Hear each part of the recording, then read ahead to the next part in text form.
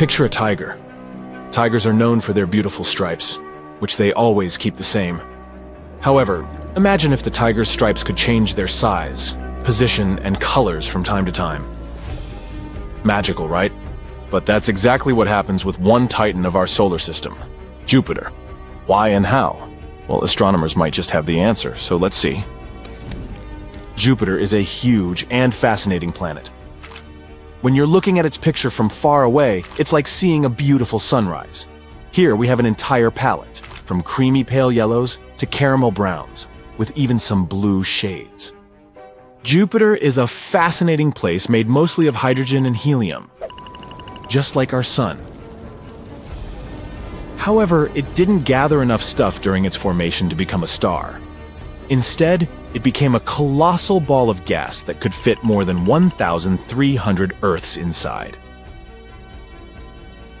Jupiter has these interesting patterns of dark and light clouds that go around the planet in alternating bands like giant stripes.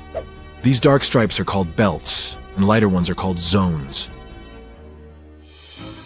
Actually, it's not unique in this. Earth and Jupiter both have these cool patterns in their atmospheres. It's just that Earth has a few of them, but Jupiter has a lot more. Why are these belts brown and beige? Those can be explained by the combination of hydrogen, helium, and other trace elements in the planet's atmosphere. It's like mixing different colors of paint to create new shades. These belts create beautiful patterns across the planet's surface. Now, because Jupiter has such a massive atmosphere and a weather system similar to Earth's, it experiences some extraordinary storms. So even though these stripes may look calm and peaceful, they're actually part of a wild weather system. It's like a never-ending storm party happening there. These belts and zones move in opposite directions around the planet. The belts go against Jupiter's rotation, like going against the flow, while the zones go with it, joining the dance. And not only do they move in different directions, but they also exist at different heights in the planet's atmosphere. The belts are like regions where things are rising up, like bubbles in a fizzy drink. So the cloud tops in the belts are higher up in the sky compared to the cloud tops in the zones, which are more like sinking areas. So, even though Earth and Jupiter have this similarity, their weather is completely different. It's like comparing apples and oranges. One of the most famous storms on Jupiter is the Great Red Spot. But why is it red? Well, that's a bit of a mystery. Scientists think that the storm sits at a higher altitude than the rest of the atmosphere. This means it gets a stronger dose of sunlight. Imagine standing on a hilltop where the sun shines brighter on you compared to the surroundings. In a similar way, the Great Red Spot gets more radiation from the sun. The storm also contains some special chemicals in its clouds, like ammonia and acetylene. When these chemicals receive that extra radiation, they react in a unique way, giving the storm its distinct red color. It's like a special effect in a cosmic theater. Anyway, the stripes look pretty cool and all. But what's the big mystery around them? Well, you see, one day scientists decided to look at data from deep inside Jupiter, about 30 miles below the surface. And after peeking in Jupiter's secrets, they noticed something strange. When they looked at Jupiter using a special type of light called infrared, the colors of its stripes actually switched around. The light bands that were pale and creamy in normal pictures become dark in the infrared view. The dark bands that were belts before now shined brightly in the infrared. This suggests something interesting. The belts on Jupiter have thinner cloud coverings compared to the zones. It's like the belts are wearing sheer, see-through outfits, while the zones have thicker clouds, like fluffy jackets. So, what we see as dark bands in normal pictures turn out to be bright in the infrared, hinting that these belts have less cloud stuff blocking the light. But here's the most strange part. Every few years, something changes. It's like the weather on Jupiter goes through a wild roller coaster ride. The colors of the belts can change, and sometimes the whole weather pattern becomes a bit crazy for a while. Scientists have been scratching their heads, trying to figure out why this happens. So they've decided to use a special spacecraft called Juno to investigate this. Since 2016, Juno has been gathering a lot of information about Jupiter, like a spy collecting clues. One of the things Juno has been looking at is Jupiter's magnetic field. Just like Earth, Jupiter has a magnetic field. It's like an invisible bubble that surrounds the planet, extending to space. This magnetic field is really important because it protects the planet and everything on it. It acts like a shield against harmful particles from space, like those coming from the sun. But Jupiter's way bigger than us, so his protective shield is much stronger. Magnetic fields are generated by something called a dynamo, which is like a big, swirling, conducting fluid inside the planet. This fluid moves around and rotates, kind of like a dance party happening deep within the planet. So, scientists have been looking at the data collected by Juno over the years and noticed something interesting. Jupiter's magnetic field has its own little motions, kind of like when you see waves in the ocean. Scientists call these motions torsional oscillations, which is just a fancy way of saying wave-like movements. It's like Jupiter is doing its own magnetic dance. Now let's imagine that Jupiter's insides are like a giant pot of boiling soup. Deep within Jupiter, there are slow currents that carry heat upwards, just like a conveyor belt. This heat eventually reaches the upper part where we see the clouds. But here's where things get interesting. Imagine someone starts stirring the soup really fast with a spoon. Those wavy magnetic movements, the torsional oscillations, act just like that spoon. They create a disturbance that messes up the slow currents. Now this disruption has a big impact on Jupiter's weather. It's like turning up the heat in the kitchen and changing the way the soup cooks. The patterns of rising and sinking in the clouds, which we call upwelling and downwelling, get all mixed up. A whirlwind in the soup. Our clever scientists also noticed something special near Jupiter's equator. They discovered a concentrated spot of magnetism called the Great Blue Spot. And guess what? This spot is slowing down, like it's taking a break from its usual fast movement. This suggests that a new type of wavy motion, a new dance, is about to begin. So, to sum it all up, the scientists have come up with a cool idea.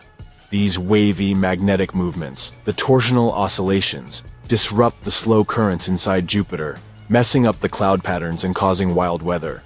And when the scientists calculated the time it takes for these wave-like motions to happen, they discovered that they match the same time periods when the stripes on Jupiter change. So, in simple terms, the scientists think that these wave-like movements in Jupiter's magnetic field are causing the changes in the stripes on the planet. Pieces of a puzzle are coming together. Scientists are still trying to fully understand why this happens, but it's an exciting step forward in unraveling the mysteries of our vast universe. But there are still some mysteries left to solve. To find more answers, scientists need to keep watching Jupiter closely in the future. By observing how the clouds change, they can check if their theory is correct or if it needs some adjustments. From its massive storms to its colorful belts, Jupiter never fails to amaze us with its cosmic wonders.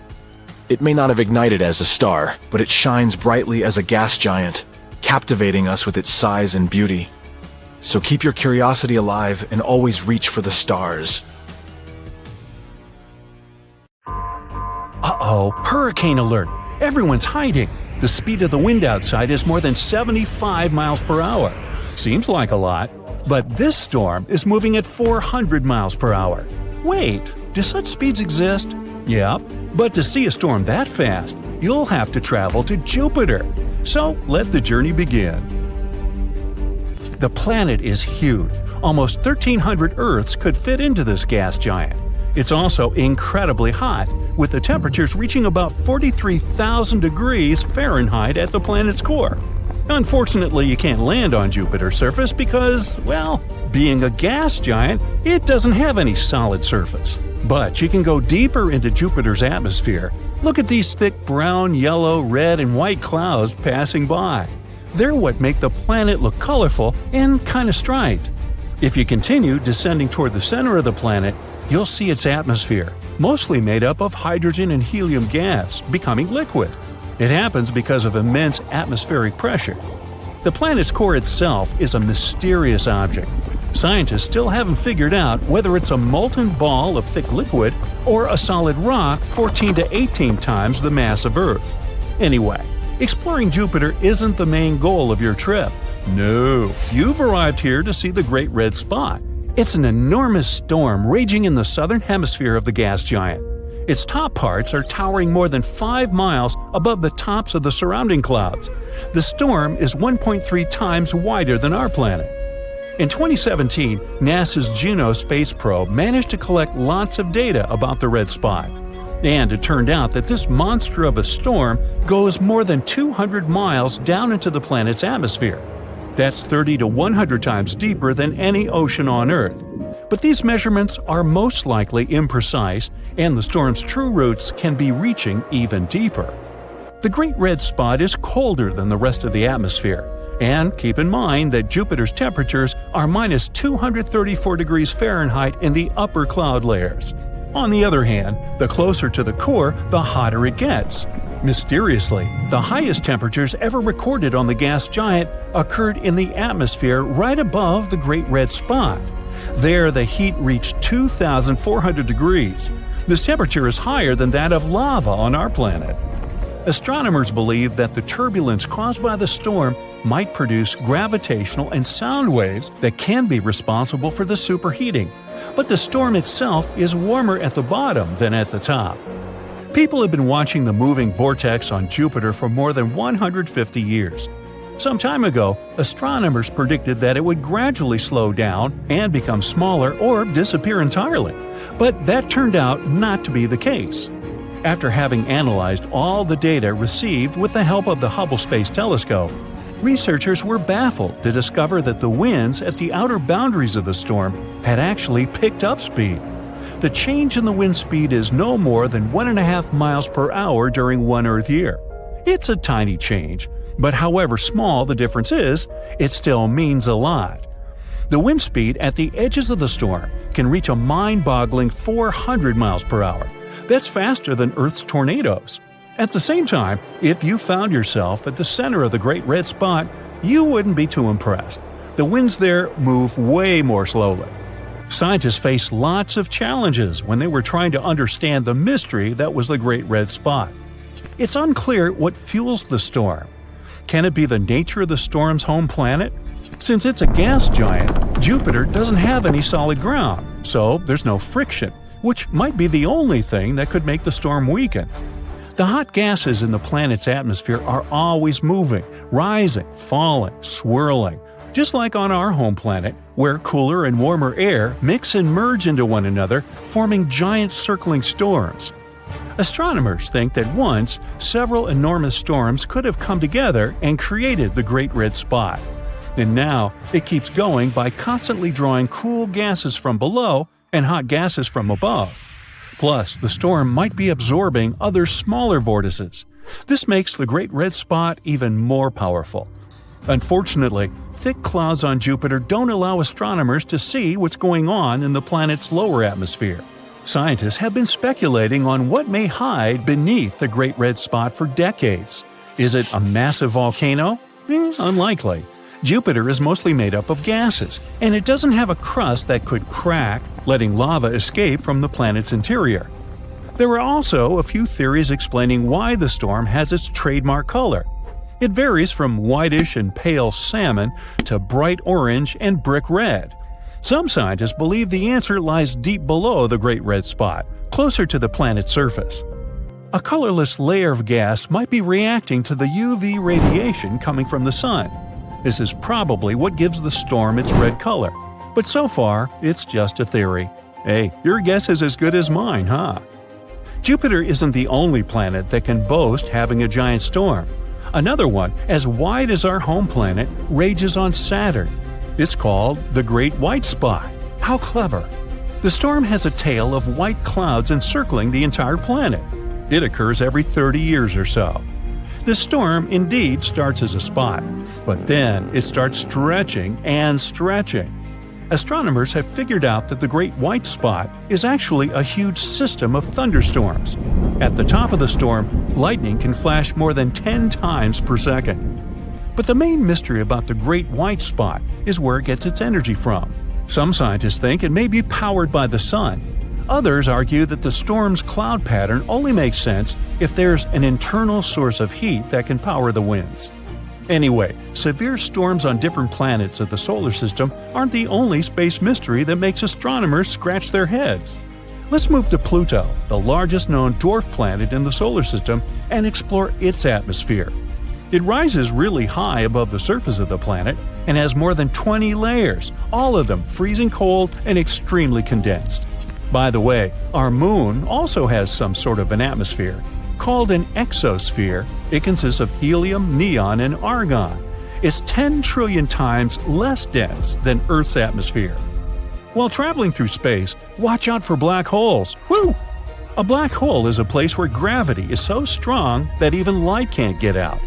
But black holes can sometimes behave like a massive galactic volcano. From time to time, they flare up. Sounds like me. But instead of spewing lava, they produce enormous amounts of energy. And this phenomenon leaves gaping holes in the surrounding material and gas. A short while ago, scientists discovered one of the largest craters in the universe.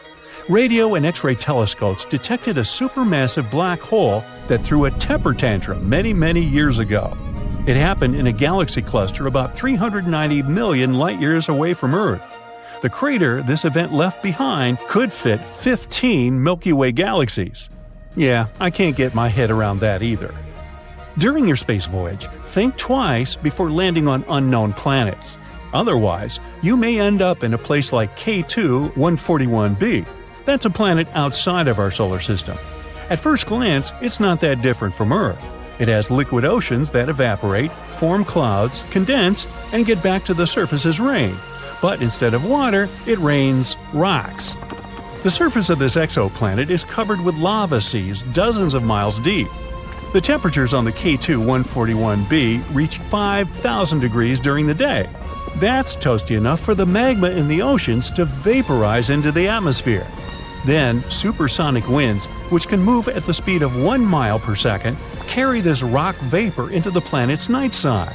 The vaporized magma cools down, becomes liquid again, and falls as a rocky rain. Not a vacation spot. Too hot. I'll pass. Jupiter, the fastest spinning planet in our solar system, with a day lasting only 10 hours. The biggest planet in our solar system, a gas giant more than 300 times as massive as Earth. It has rings of dust and colorful bands stretching across its surface, which are actually gases.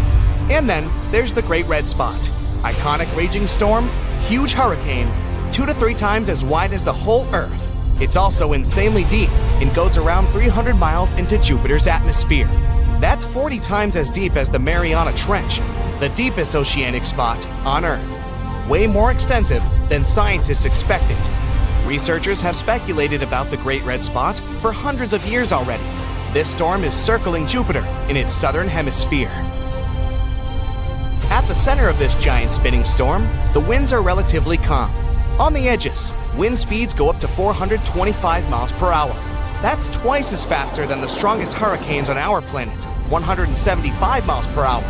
When there's a hurricane on Earth, it goes wild at first, but eventually starts to slow down. It finally breaks apart when it reaches solid land. Jupiter has a sky that's 44 miles deep. There are layers of clouds, and beneath them, scientists believe, lies an ocean of liquid hydrogen. The planet's core is supposed to be right under that ocean, but we're still not sure what exactly it's made of. As far as we know, Jupiter is a gas world, so there's no solid ground that would stop the storm. That's why the spot continues to rage on and on. Scientists realize the storm is constantly changing its size. Compared to data from 1850, it's shrinking right now. The Great Red Spot used to be 3 times the size of Earth. It's been a long time since it last got bigger. As it's shrinking, the storm gets taller and changes color into an intense orange, possibly because of the chemical reactions. New matter raises from the bottom of the storm. The red Great Spot could continue shrinking and eventually disappear in the next 10 to 20 years. But there could be another similar storm emerging somewhere else on Jupiter, if the red Great Spot ever ends. This storm might seem very deep, but it's still shallower than the giant jets of wind that rage around it and power the storm even more. Jupiter's bands of wind go to depths of 2,000 miles below its cloud tops. Jupiter is generally known for having crazy windy conditions in the upper and lower parts of the atmosphere. The middle part is called the stratosphere, and we didn't know what was going on there. Scientists usually measure wind power by watching clouds, and there are no clouds in the stratosphere. But when a comet, Shoemaker-Levy 9 collided with Jupiter in 1994, scientists got a chance to study cometary structure and composition and its effects on Jupiter's atmosphere. They discovered insanely strong winds in the stratosphere with speeds of 900 miles per hour. Jupiter isn't the only planet in our solar system with crazy weather. Mars has the biggest dust storms amongst all 8 planets. When such a storm is raging, it seems like it creates a blanket over the entire planet that lasts for months. One theory that tries to explain why dust storms are so big on Mars says airborne particles of dust absorb sunlight and warm the planet's atmosphere. This creates warm pockets of air. They start flowing toward colder areas, which then generates winds. These winds lift dust off the ground, which heats the atmosphere, makes winds stronger, and kicks up more dust. Mars generally has a very thin atmosphere. It mostly consists of carbon dioxide, and the volume of gases in the Martian atmosphere is less than 1% of that of our planet. But Mars used to be much wetter and warmer than it is today. That means its atmosphere was much thicker. A long time ago, it created a strong greenhouse effect and trapped the sunlight. Mars used to have a pretty strong magnetic field. Just like on Earth, the magnetic field on Mars was created by currents of molten metals in its core. But unlike our planet, the inside of Mars cooled enough to switch off the magnetic field. Without it, Mars wasn't protected from the solar wind. That's a powerful stream of particles flowing from our sun. It took only a couple of 100 million years, which is not much in space terms, for the solar wind to strip away most of the atmosphere on Mars. It went quickly because the sun used to rotate much faster at its earlier stages, so the solar wind was more powerful and energetic. And that's how Mars turned from a planet with a warm, wet climate into the cold, dry place it is today. Mars also has some interesting glaciers. They've been on its surface for hundreds of millions of years and can tell us secrets of the planet's past.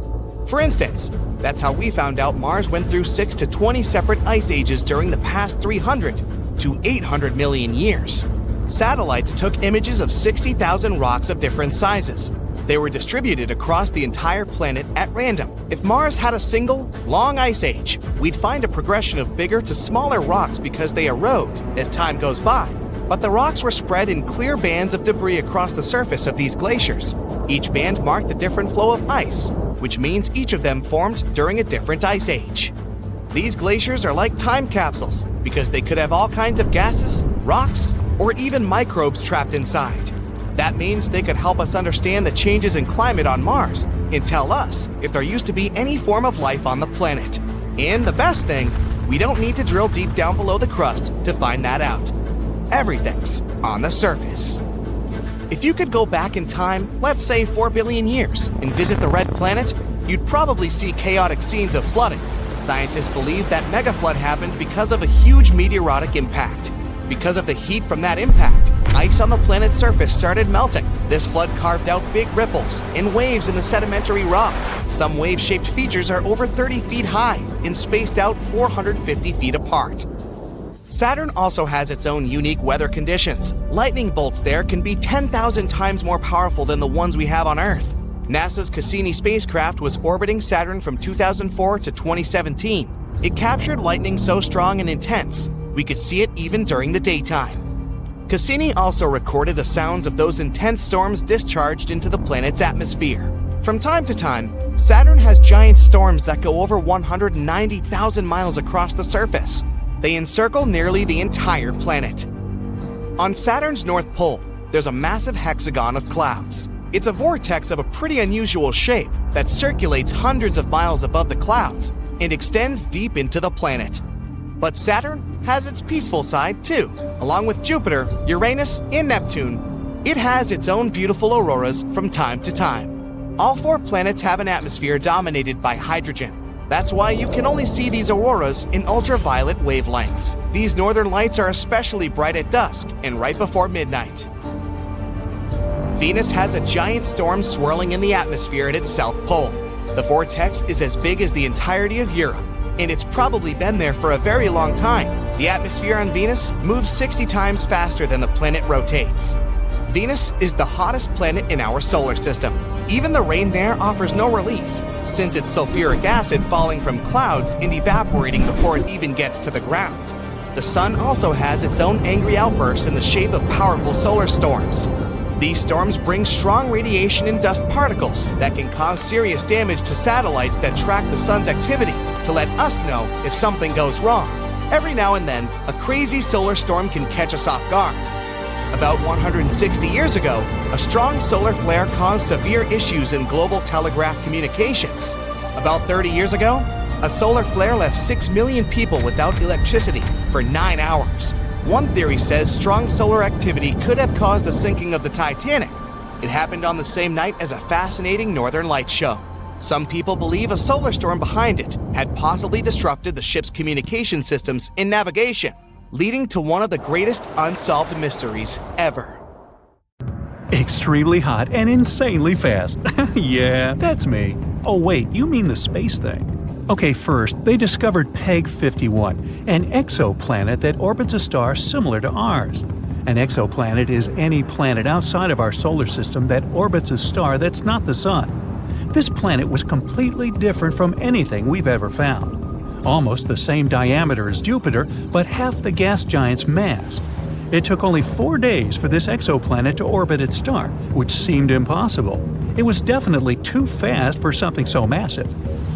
And then, scientists started finding something they've named hot Jupiters all over space. Lots of heated gas giants were located only a couple of million miles away from their stars. Sometimes, there were a couple of space bodies orbiting their stars pretty closely, and many were a few times bigger than Earth. Solar systems where they found hot Jupiters are not like ours. We have a neat system with smaller rocky planets on the inside and big gas giants on the outside. And almost all of them peacefully orbit the Sun, following their trajectories. Everything is in order. When a star is at the earliest stage of its formation, it creates a disk of gases, debris, and dust surrounding it. It's called an accretion disk. These gases slowly get pulled into the star because of its gravitational forces, and this leads to some kind of a stellar whirlpool. The outer parts of the disk are more gas-dense than the center. With time, the whirlpool effect gets even stronger. The same thing happens with hot Jupiters, which causes these gas giants to start orbiting much faster than usual. This also carries it further toward the star in a tightening spiral. Luckily, our Jupiter didn't become a hot Jupiter. Our gas giant started its life as an icy Earth-sized asteroid, which is different from the way hot Jupiters form.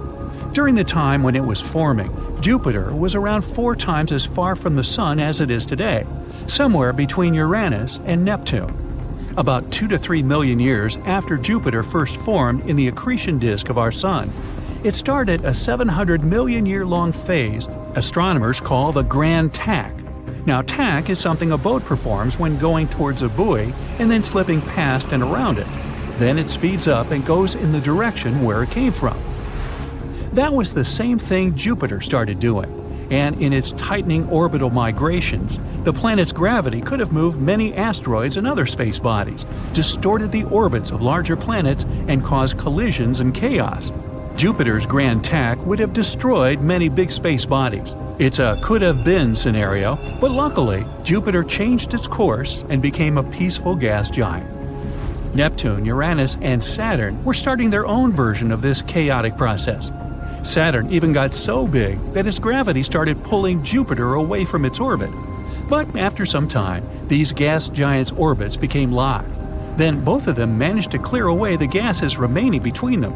And since these gases were some sort of fuel for the planet's migrations, Jupiter and Saturn could both finally settle into the stable orbits we know today. Jupiter can still lob 1 to 2 icy asteroids at the inner planets from time to time.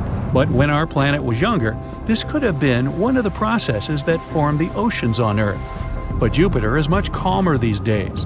Saturn's gravitational forces have moderated the situation and are now keeping it under control.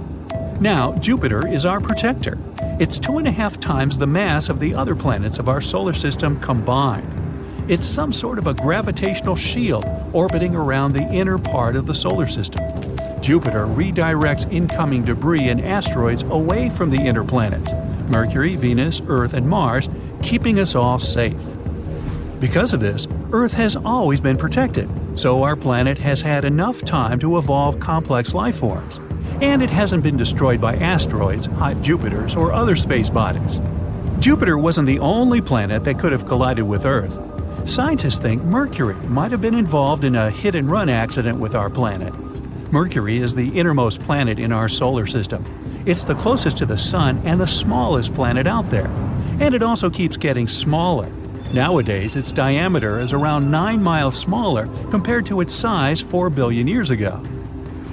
Scientists think this might be happening because the planet's core is made of iron, and this iron is cooling and becoming solid, which is slowly reducing the planet's size.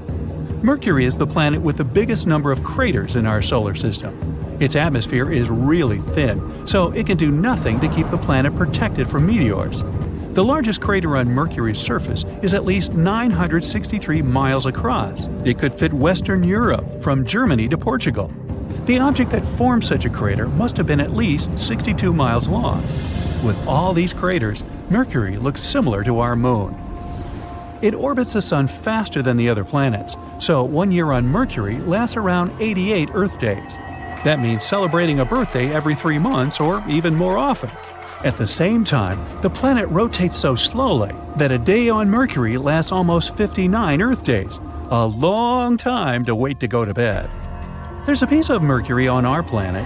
In 2012, a green meteorite was found at a street market in Morocco. Scientists studied its composition and concluded it could be from Mercury.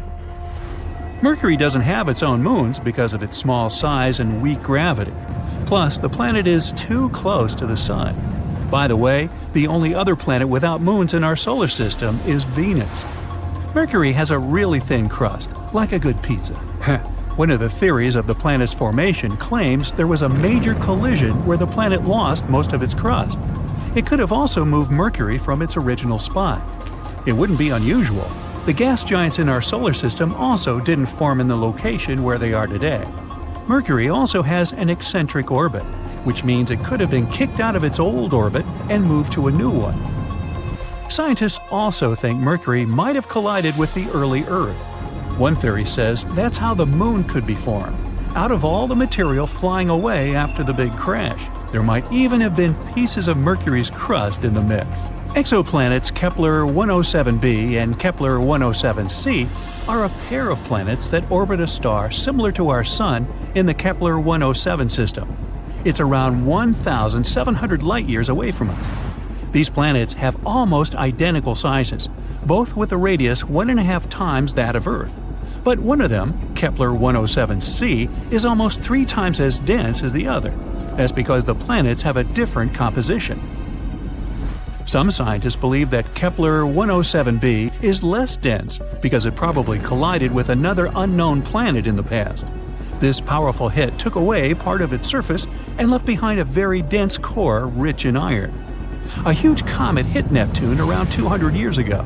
But since Neptune isn't a rocky planet with a thin atmosphere like Mars or Mercury, it's harder to find evidence of this impact. But a comet called Shoemaker-Levy 9 broke apart in 1994 and smashed into Jupiter. Astronomers managed to record this event. It helped them learn more about the elements and molecules the collisions left in Jupiter's atmosphere. This information helps scientists realize that the amount of carbon monoxide in the upper layers of Neptune's atmosphere is higher than in the lower ones. This means a big comet likely hit the planet in the past, since comets have carbon monoxide in their icy tails. Something huge slammed into Uranus, too, changing the planet forever. A space object twice bigger than Earth hit the ice giant. This left the planet tilted, and it looks as if it's rotating on its side. Uranus is extremely cold, way colder than it's supposed to be. It might mean that the object that slammed into it was probably a young protoplanet made up of ice and rocks.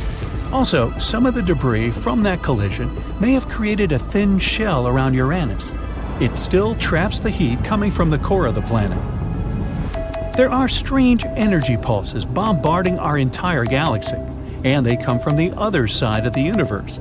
Over the last decade, scientists have been observing bizarre flashes of light coming toward our planet. This phenomenon is called fast radio bursts, or FRBs. These signals travel through a couple of billion light-years of dust and gas. That's a rather long way. So far, no one has figured out what's going on behind these bursts. Sand is everywhere. In your eyes and mouth, in your hair, under your t-shirt, and in your shoes. You can hardly stand. The wind is so strong, it's knocking you down. Suddenly, an especially powerful gust sends you to the ground. You crawl toward the back door. It takes you a lot of effort just to pry it open. Once inside, you get to your feet and sneak a peek outside. Just clouds of dust and a deafening roar. Okay, it's time to call for help. It started a month ago. One day, you went out to the garden behind your house. It was a windy day. You even spotted a tiny tornado under your apple tree. It hardly reached your knee, lazily swirling around tree leaves and dust. You tried to make it disappear by poking it with your foot. But even after several attempts, the mini whirlwind just didn't want to break apart. You shrugged and went back home. The next day, the tornado was still there, and had it grown? Interestingly, instead of growing taller, it got wider. At that moment, it started munching on your flowering shrubs. You got curious and decided to keep track of this unusual phenomenon. You measured it every day and carefully wrote down all the information in a special notebook. Maybe later I'll write an article or even publish a book about my storm, you thought. One day, you got out of the house to find your favorite apple tree broken. You couldn't figure out how it happened. The storm still looked harmless and too weak to damage a rather large tree. But after this accident, you started asking yourself if not calling for help was the wrong thing to do. Apparently, it was, because just a month later, your mini-storm has suddenly grown to twice its original size. It's unsafe to go outside now. It seems as if your house is in the middle of a real tornado. You can't see the sky behind a wall of dust and debris. Your garden is ruined, trees broken, bushes and shrubs pulled out of the ground and sent flying somewhere far away. You hear your doorbell ring. A group of scientists you invited has come to the rescue. You show them the garden with your personal natural disaster and enjoy their stunned silence. But after a couple of seconds of initial shock, they spring into action. Ignoring the howling wind, they start carrying inside different equipment. It looks very complicated. Your kitchen turns into the researchers' laboratory. You get informed that your house will be temporarily used by the scientists. You take your things to the smallest bedroom and watch the professionals work. Your kitchen is filled with beeping gadgets and devices covered in flickering lights. People in protective suits and lab coats scurry around. Surprisingly, they don't bump into each other. Neither do they create traffic jams. You bring the notes you've been taking and hand them to an elderly man in a white lab coat. He thanks you as if you've just given him the gift of his dreams. The next several days pass in a flurry of activity. The storm in your garden is growing. The scientists seem to get gloomier every time you see them. It's around 2 a.m. when something wakes you up. You blink your eyes open and realize the house is shaking. Your homegrown tornado must have gotten so big, it's reached the house. In the morning, several scientists pull you aside to tell you the unpleasant news. You have to move out. The storm is indeed growing. Soon, it'll wipe your house off the face of the earth. Nothing can be done. You're gaping at the people telling you to get out of your house. Where will you go? They tell you they're building an additional research lab not far from the place. It's important to be able to observe the storm in real time. Anyway, there's a spare room with everything you may need in that facility. Why don't you stay there for a while? It would also be convenient for the scientists. They may need you to answer the questions that appear during the process. You agree because you don't have any other choice. The researchers help you transport your stuff to your new accommodation. You walk around your house, saying goodbye to your favorite coffee table, your sofa, and your cozy bed. The scientists tell you that there's no time to move your furniture to another place. The next day, you wake up to the news that your home is gone. The storm gulped it down at around 4 a.m. Over the next few weeks, the grown-up whirlwind has swallowed 2 houses of your neighbors, the nearby forest, several abandoned cars, and a small flower store. It's now so big, it's coming close to a large lake several miles away from the town. People get evacuated. The authorities have announced a state of emergency. One day, you notice that scientists are talking in hushed voices. They look even more worried than usual. You corner one of them and try to find out the truth. Soon the scientist spills it. The researchers have got some evidence that confirms their worst fears. According to all their estimates, the storm that once started as a tiny tornado in your garden is going to grow into another great red spot. Only on Earth. Crimson-colored clouds are spinning counterclockwise at an incredible speed. Beneath them, you can see vibrant hues of the largest planet in the solar system, the gas giant Jupiter. Those clouds are called the Great Red Spot. It's a colossal storm raging in the atmosphere of Jupiter. If you found yourself at the storm's center, the winds would be rather calm there. But on the edges, the storm's speed can reach 425 miles per hour. That's twice the speed of the fastest and most severe hurricanes on Earth. Over the decades, the size of the red spot has been changing. Right now, it's 1.3 times as wide as our planet. The storm's roots go as deep as 200 miles into the planet's atmosphere. The average tropical cyclone on Earth usually stretches for no more than 9 miles from the bottom of the storm to its top. The unique phenomenon on Jupiter has existed for so long because the planet doesn't have a solid surface. It consists of layers of clouds made up of vapor, water ice, and ammonia. Underneath, there might be an ocean of liquid hydrogen. Our planet is solid, and hurricanes slow down and break apart once they go low enough to touch the surface. But the Great Red Spot has nowhere to make landfall. That's why it keeps raging. The scientist also tells you the most bizarre and alarming thing about the storm in your garden. Instead of growing weak and disappearing many weeks ago, it's not only still going, but it's also getting bigger and more powerful. Even the most experienced specialists can't explain this phenomenon. After analyzing it for days on end, they've come to the conclusion that it shouldn't have appeared on Earth. It's against the laws of nature. Interestingly, the storm's composition is a bit similar to that of the Great Red Spot. You're impressed, but still can't get why the researchers look so worried. It turns out that your once mini-storm is likely to grow as large as that on Jupiter. But since Earth is way smaller than the colossal red spot, it's likely to swallow our planet whole. It'll grow and grow, wiping out towns and cities, forests and highways. At the same time, it'll become more powerful. People will have to leave their homes and get evacuated to relatively safe areas, until there are no more safe areas left.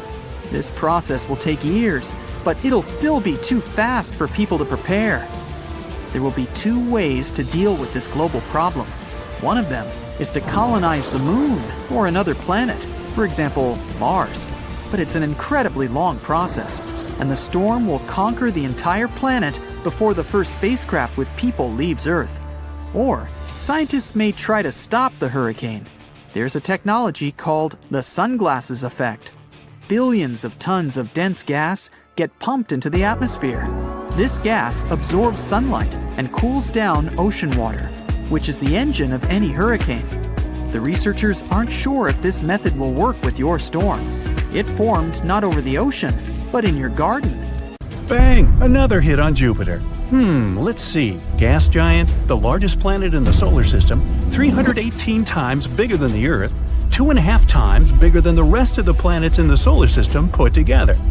One more interesting thing. If it got any bigger, it would actually become smaller. You see, with more mass, the planet would be denser. That would cause Jupiter to start pulling in on itself. Scientists say Jupiter could have 4 times greater mass, but still keep the same size. It takes 10 hours to make a full rotation on its axis. It's the fastest spinning planet in our solar system and gets hit by so many space objects all the time. This was discovered by amateur astronomers observing Jupiter and saw some unusual flash at the planet's surface. Impact events cause flashes like that, and for some reason, Jupiter gets more impacts than other planets. In 1994, astronomers discovered Shoemaker-Levy 9, a comet that broke apart and collided with the gas giant. The original comet was approximately the size of one that erased the dinosaurs. However, this asteroid fell apart into more than 20 fragments. They darkened the planet's surface, and it remained like that for months.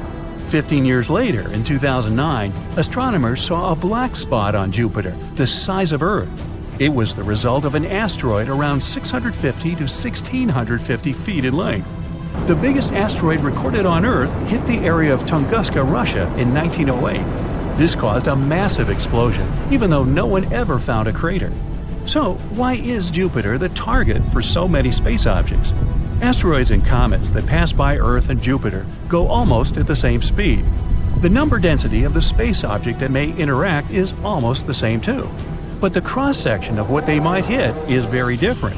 Jupiter has 11 times the diameter of our planet, which means it has around 125 times the cross-section. The more massive some planet is, the stronger its gravitational attraction. So, it will entice some space objects drifting by. Our gravitational field is weaker than Jupiter's. If some object passes near us moving at a speed of 22,300 miles per hour or less, our gravitation will attract it. Asteroids and comets usually move at bigger speeds. Jupiter attracts most of the comets and asteroids passing by. If our planet was hit by such big objects as frequently as Jupiter, we'd have extinction like with dinosaurs thousands of times more often. In 2020, scientists found there was an unusual asteroid in the orbit of Venus, the first one there. The size of a small mountain and rich in minerals we can find in Earth's deep rocks. They even think it could be a clue to a bigger set of asteroids created when our solar system was forming. That's not the only mystery around Venus. The planet has insanely violent winds that drive clouds and storms around the planet at speeds greater than 220 miles per hour. That's 60 times faster than Venus itself rotates. Also, scientists are still not sure what happened with its oceans. They believe since the planet is so close to the sun, the water evaporated and went into the atmosphere as steam. It trapped heat coming from the sun, heat that would have vaporized more and more water over time. Venus probably had an environment like on Earth, but a very long time ago. The theory says many comets and asteroids were slamming into Venus. Billions of the planet's pieces were flying all around. Some may have even crashed into Earth's moon. Pieces that slammed into our planet are probably buried very deep, since we have greater geological activity than the moon. Uranus also had a collision, but a more serious one than asteroids. The rest of the planets in our solar system mostly have an axis of rotation that kind of points up from the elliptical plane. Uranus is tilted, lying on the side, so a season there lasts 42 years, when either its south or the north pole is pointed at the sun. Most of the planets also rotate counterclockwise when you see them from above our solar system. Venus does the opposite, which means maybe it was kicked off axis a long time ago. Uranus may have collided with the other space body millions of years ago. When our solar system was still very young, the orbital configuration of Saturn and Jupiter may have crossed. Their gravitational forces kind of created orbital momentum and transferred it to Uranus. That knocked it off axis. Millions of asteroids orbit the Sun, and not so many pass by Earth from time to time, so we don't have some dangerous space bodies coming toward us. The plan is to visit Mars in the 2030s, and scientists hope Mars won't be a target of some bigger space bodies. New craters are formed on the red planet every 1 to 2 days. They can be 13 feet across, which means they could have been formed by objects that are the size of a soccer ball. Since the atmosphere there is thinner than ours, smaller bodies can enter easier. Most of the Martian north is smooth lowlands. The south is higher, full of craters, and the planet's interior has a surprising amount of rare metals. The theory says this is because a big celestial body collided with Mars and tore away a part of its northern half.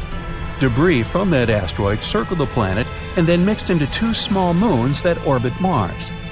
We also have some Mars rocks on Earth, found in the Sahara Desert, Antarctica, and some other places across the globe. Some of these rocks have gas that's chemically the same as the atmosphere on Mars. Rocks probably came due to a big explosion that happened when some larger asteroid or meteor that was ejected from Mars and landed on our planet. Mercury also has a thin atmosphere, so there are many smaller strikes there. Imagine waking up, going to your window, and see there are micrometeor showers every morning, which is something that happens on Mercury. This strange weather pattern shapes its atmosphere, called an exosphere. Mercury is so dense, its heavy iron core accounts for 2/3 of its total mass.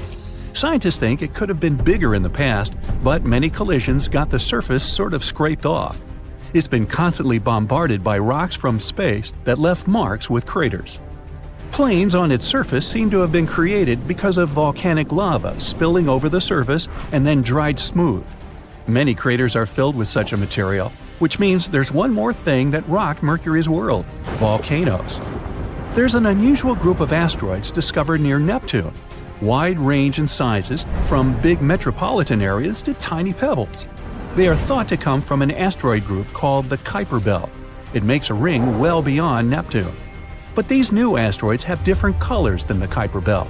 They're so far away from the Sun, their surface was supposed to stay almost pristine, but they have a similar color to those sun-baked asteroids around Jupiter. Like the rest of the planets, Neptune gets heat from the Sun. But there's something mysterious inside the planet that makes it generate more heat than it gets. This affects its weather, and Neptune has the weirdest weather in the whole solar system. Massive storms, insanely high winds, cirrus-like clouds that rapidly change all the time. There are dark spots in its atmosphere. They come and go. We receive 1,000 times more sunlight than Neptune. Gas giants like Saturn and Jupiter can protect our planet from asteroids. Without them, the big impacts that created enough debris to form both moons and other planets would happen more often. There's a huge asteroid going around Saturn, which could be a potential flyby by 2031, more than 10 times bigger than the asteroid that erased the dinosaurs. Titan, one of the moons orbiting Saturn, 80% more massive than our moon, is actually the only moon in our solar system that has an atmosphere. It's 1.5 times thicker than ours and consists mainly of nitrogen, like our atmosphere. No one knows where all that nitrogen came from. However, unlike Saturn and most of the other places in our solar system, its moon has a real potential to host life. You're standing in a room full of explosive gas. One spark could cause an explosion so powerful that all the windows and doors would be just blown out with a huge column of fire. And you're holding a match. You need a bigger target than this room. How about the largest room of explosive gas in our entire solar system? Meet Jupiter. It's the 5th planet from the Sun, and the largest one in our system. It's 11 times the width of Earth, and almost 2.5 times heavier than all the other planets in our solar system combined. If we put Jupiter on the scales, we would need about 317 Earths to balance it. But most importantly, it has a lot of methane in its atmosphere. It's the gas we use in our kitchen, or fill up our car with, and it burns just fine. More importantly, there's metallic hydrogen. In its normal state, hydrogen is the lightest element in the universe. But on Jupiter, it's at great pressure, more than 400 million atmospheres. By comparison, on Earth, you feel the pressure of 1 atmosphere. So multiply that by 400 million, and hydrogen is compressed so much that it looks like liquid metal. Metallic hydrogen can be a great fuel. It'll give off 20 times more energy than burning ordinary hydrogen. So you and your match can have great fun out there. Okay, here we go. The first problem is distance. Jupiter is only 1 planet away from us, but the path is also blocked by the asteroid belt behind Mars. It's full of giant rock debris. On average, each asteroid could be as wide as the distance from Los Angeles to Las Vegas. There's rocks the size of an entire state. And the biggest asteroid of them all is Ceres. It's almost as wide as Alaska. It's even considered a dwarf planet. And this dangerous journey to Jupiter takes about 650 days. That's almost 2 years of boredom inside a spaceship. By comparison, the longest time astronauts have spent aboard a spaceship is 84 days. But we'll let you take your favorite DVD collection and a couple bags of popcorn. At the end of the day, you'll be able to get some sleep after a hard day at work. Fast forward 2 years into the future, and you've arrived at your destination. You're already imagining lighting a match at the surface of Jupiter, exploding it like a balloon. Oh, be careful when you get close to it. Because of Jupiter's great weight, it has a strong gravitational force, about 3 times stronger than back home on Earth. The closer you get to its surface, the weaker you feel, and you can even barely stand on your feet. The maximum weight you can lift here is also 3 times less, and even a match you're holding in your hand already feels heavier. If you try to jump up, you need more effort. Actually, you can't even do that because Jupiter is a gas giant. That means it has no solid surface. Theoretically, the deeper you dive into these clouds, the more pressure you'll feel. Gradually, the clouds and gases thicken and form a kind of liquid. But you don't have to dive that deep. Methane is a light gas, and it's closer to the surface. So, this is the moment of truth. You take a match, you flick it on the box, and nothing happens. Well, let's give it a couple more tries. Second match. Third. Nothing works. Okay, you've got a gas burner in your backpack. You unscrew the valve to maximum, and nothing happens again. Well, that's because it takes 3 components to start the combustion process. The first is fuel. Luckily, there's enough methane and metallic hydrogen on Jupiter to blow up the whole planet in a matter of seconds. The second component is the ignition source. It's the initial force that will start the combustion process. It could be a spark, an electrical discharge, or a match like the one you have in your hand. And the last ingredient is oxygen. Yes, the same oxygen that we breathe. It's just as important to fire as the fuel itself. For an experiment, try lighting a small candle. Now cover it with a glass. You see how the fire keeps burning for a few seconds and then goes out? The fuel is still there, but the fire has used up all the oxygen inside the glass, and the burning process is over. The same thing happens on Jupiter. There just can't be fire, simply because there's no oxygen. And you didn't even have to fly there to find that out. From Earth, we can see hundreds of thousands of little meteorites falling on Jupiter. The asteroid belt next to it is to blame for this. When they hit its atmosphere, they start to burn, and that doesn't instantly blow up the entire planet. But don't be upset. There's still a way to ignite this gas giant planet. All you have to do is trigger a thermonuclear chain reaction on the planet. Then, there'll be an explosion so powerful, it'll be visible from Earth, and it will be like the birth of a new star. To do that, we need to detonate a nuclear reactor, like the ones that give us electricity here on Earth. In fact, we'd have to send everything we have to Jupiter, but even that won't do the trick. Big asteroids, when they hit the planet, cause a much bigger explosion. In 2009, a meteorite the size of 5 soccer fields hit Jupiter. It caused an explosion of 5 billion tons of TNT. This incident left a dark spot the size of the Pacific Ocean. And an even bigger explosion happened there in 1994. After that collision, there was a giant spot on Jupiter, almost the size of our planet. But strong winds and storms quickly began to sweep away the traces of the explosion. After a few weeks, Jupiter looked like normal. The problem is that our attempts to blow up the gas giant took place on the planet's surface. We need to plant a charge the size of the moon deep below. A massive explosion will cause a thermonuclear reaction and cause the metallic hydrogen to detonate. The explosive process is set, and within seconds, Jupiter explodes like a giant balloon. But this spectacle will be the last one that humanity ever sees. The explosion would disturb the stable orbits of Earth and the other planets. The trajectory of Earth around the Sun might change, and we may see the dawn not in the east, but on any other side of the world. When the strong wind from the explosion reaches the Earth, it'll start scraping our atmosphere. Soon, our planet will lose its ozone layer. It was our shield that protected us from solar radiation. In such a situation, we'll have to hide underground for the rest of our lives. But even this can't protect us. Before long, the Earth will be showered with thousands of meteorites. Jupiter was so heavy that it held the asteroid belt in place. Without it, the asteroids would start flying towards us. Earth would feel a constant meteor shower. But there would be no one left on Earth to observe it anymore. Jupiter's explosion can be compared to a supernova.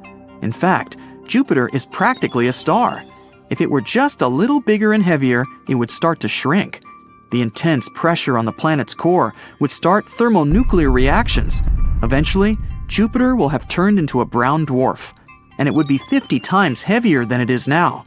But because it doesn't have enough weight to do that, Jupiter is sometimes called a failed star.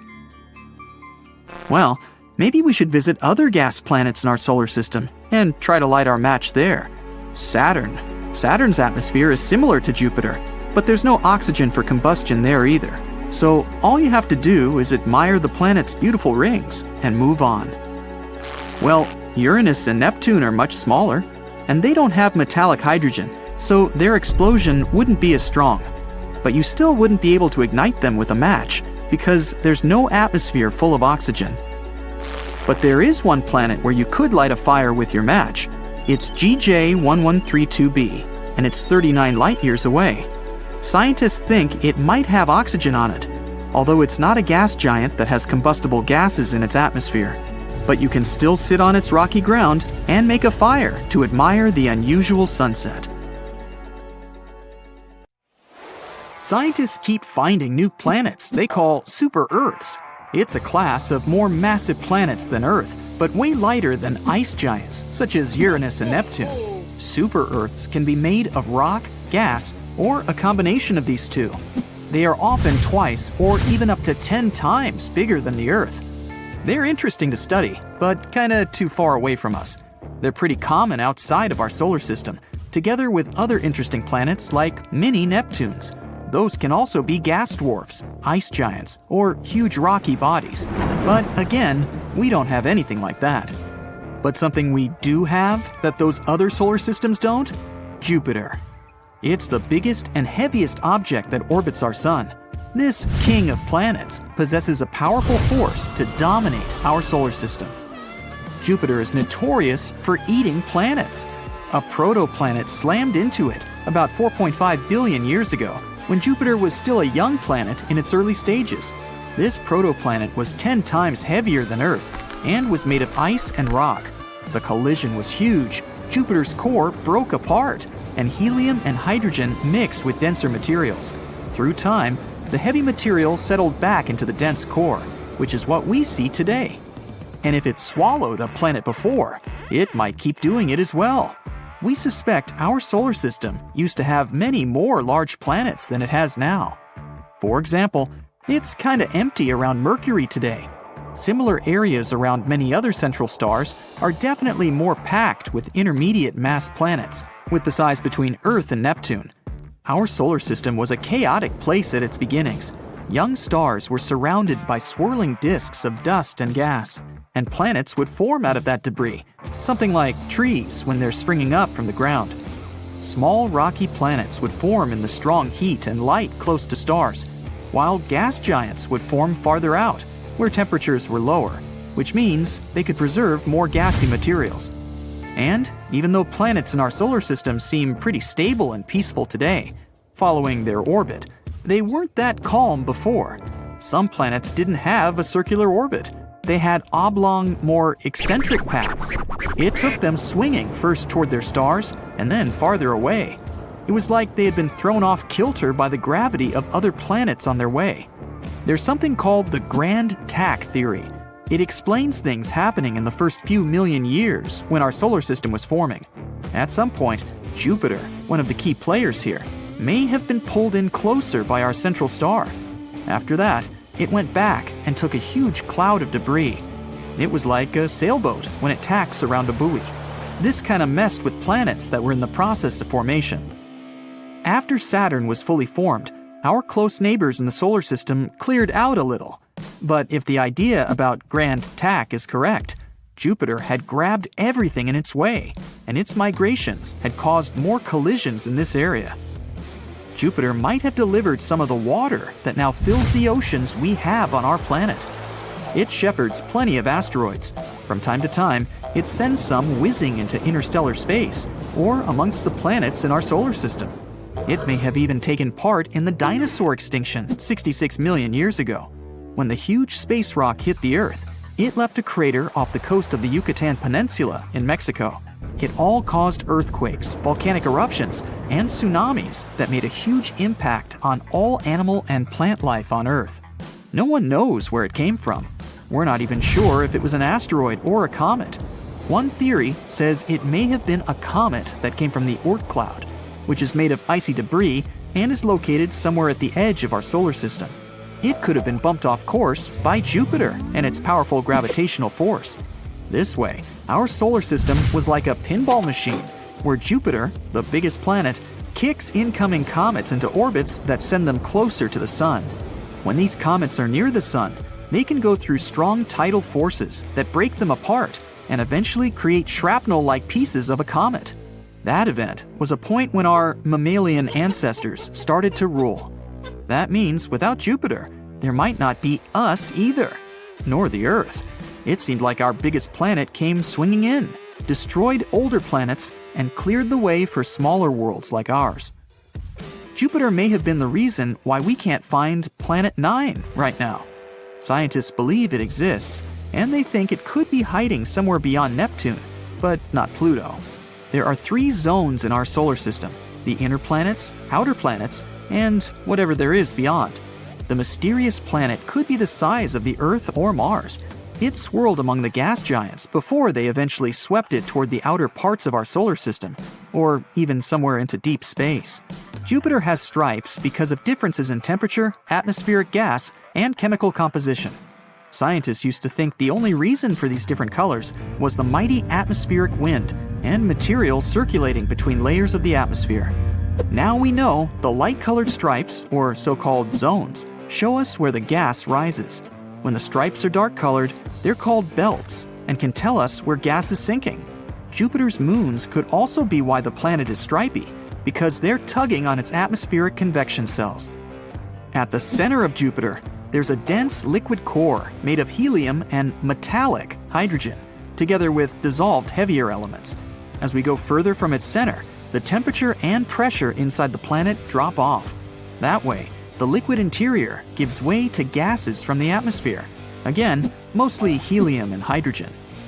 No one knows how deep this liquid-gas boundary lies, but the planet is probably fully liquid a couple of thousand miles under its cloud tops. Jupiter would still be bigger than some other giants, like Saturn, if we could strip its gases. Jupiter is sometimes even called a failed star, although that's not quite correct. It's mostly made of hydrogen, like regular stars, but it's still not massive enough to start thermonuclear reactions in its core, which would eventually turn it into a real star. In theory, every object could be turned into a star if you only add enough matter to it. If there's enough mass, the temperature and internal pressure will increase and start thermonuclear reactions. So, to turn Jupiter into a star, such as the Sun, you'd have to make it 1,000 times more massive. But to form a cooler red dwarf, you'd only need 80 Jupiter masses more. That way, Jupiter won't spontaneously become a new star of our solar system. But if many space objects with similar mass collide with it, or in other words, if Jupiter eats them, then maybe. You never know. But in theory, if it could become a massive star, it would have stopped other planets from forming in stable orbits. It would have also increased the radiation that the surface of those planets get, which is why it would be really hard for life to develop in our solar system. Jupiter is the planet that spins the fastest in our solar system. It only needs 10 hours to make a full rotation on its axis, even though it's huge, more than 300 times bigger than the Earth, and 2.5 times more massive than the rest of the planets in our entire solar system together. But if it got more massive, it would shrink. More mass would make Jupiter denser, which means it would begin pulling in on itself. So it could get 4 times its mass and would still be the same size.